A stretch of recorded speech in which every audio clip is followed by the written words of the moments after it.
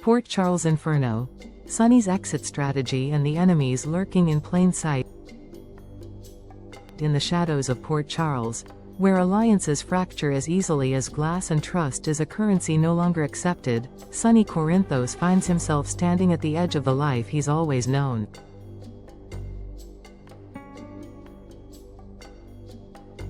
A man long steeped in the fire of mob wars and blood-soaked loyalty, Sonny has quietly been preparing for something unthinkable, a clean exit.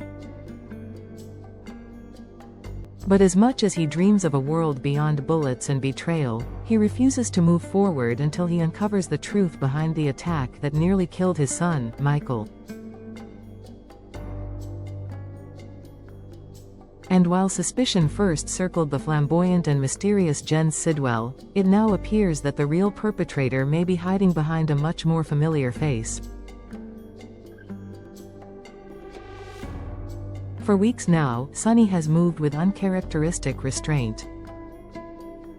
Those close to him assume it's due to his recent heart surgery in California, arranged discreetly by Natalia Ramirez, who continues to operate as a ghostly presence tethered to Sonny's conscience.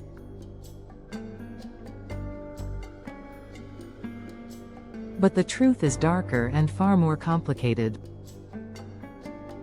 Sonny is aware, terrifyingly so, that his empire has become a rotting throne, vulnerable to both internal dissent and external assault. And Michael's brush with death wasn't just a wake-up call, it was a declaration of war from someone inside his circle. Someone who knew precisely where to strike.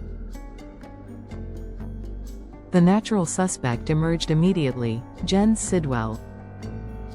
Flashy, eccentric, and suspiciously well-timed, Sidwell made headlines by purchasing Windermere on the exact day that Michael was nearly incinerated in what many now call the Corinthos fire. With a bottle of champagne in one hand and a voyeuristic thrill in his eyes, Sidwell literally watched the flames consume Michael's sanctuary across the river. His theatrical demeanor and bottomless pockets made him an easy target for public blame. After all, who celebrates a fire with bubbly unless they orchestrated it? And yet, something about Sidwell feels too obvious, too performative.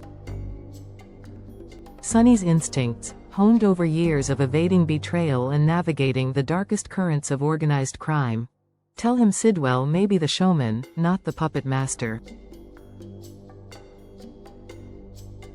Indeed, what if Sidwell was simply meant to distract Sonny long enough for the true saboteur to move unchallenged? Enter the man currently wearing the face and name of Drew Kane. At first glance, Drew's re-entry into Port Charles seemed ordinary. But that illusion shattered when his behavior veered into unpredictable territory, especially regarding Willow Tate. His fixation on her and the children has grown more intense, more unhinged, as though driven by something deeper than mere affection. It's become clear to those observing him that Drew isn't just attempting to win Willow's heart, he's trying to erase Michael from the equation entirely. Adding to the mystery is Drew's whereabouts at the time of the firebombing. He was conveniently out of town with Willow in Washington, D.C., a coincidence too perfect for anyone in Sonny's world to ignore. While Michael's home exploded into a hellish blaze, Drew had the perfect alibi, far away from the crime scene, yet close enough to the emotional stakes. More troubling still is Drew's murky past. It's long been known that he served in Afghanistan, but there are whispers, growing louder with each passing day, that during his deployment, he became entangled in an illegal arms operation with David Henry Archer, better known to Port Charles as the cult leader Shiloh.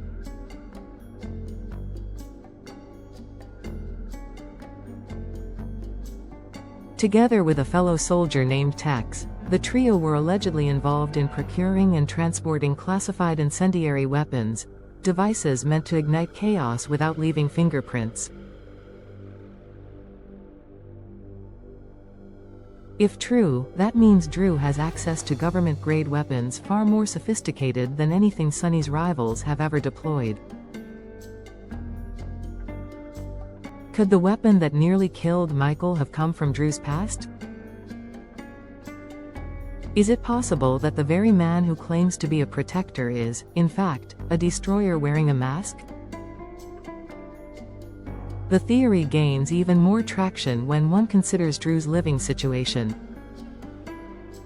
The home he now occupies once belonged to Shiloh, the man whose twisted obsession with Willow led to a town-wide trauma. That Drew would not only live there but embrace the space as his own suggests either a terrifying disregard for history, or something more chilling. Perhaps Drew never fully shed the darkness he encountered overseas. Or worse, perhaps he never was Drew to begin with. A long-dormant theory is now being whispered in the corners of General Hospital and in the rarely spoken corridors of the Corinthos network. What if Shiloh never died? What if, through some clandestine maneuver, he assumed Drew's identity, either by deception or force, and has been hiding in plain sight ever since? That would explain the obsession with Willow, the calculated removal of Michael, and the slow unraveling of Sonny's world from the inside out. If that's the truth, then Port Charles is facing a threat far greater than a flamboyant millionaire like Sidwell.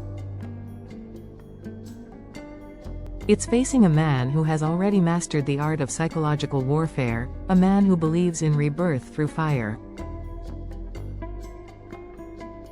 And if he's truly back, this fire is only the beginning.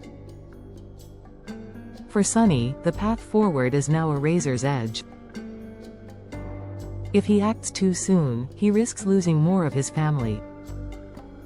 If he waits too long, he may find himself buried under the ashes of his own legacy. One thing is certain: until the real perpetrator is unmasked, Sonny Corinthos will remain a reluctant king sitting atop a throne of smoke, watching his empire burn, knowing the next blaze might claim far more than bricks and bloodlines.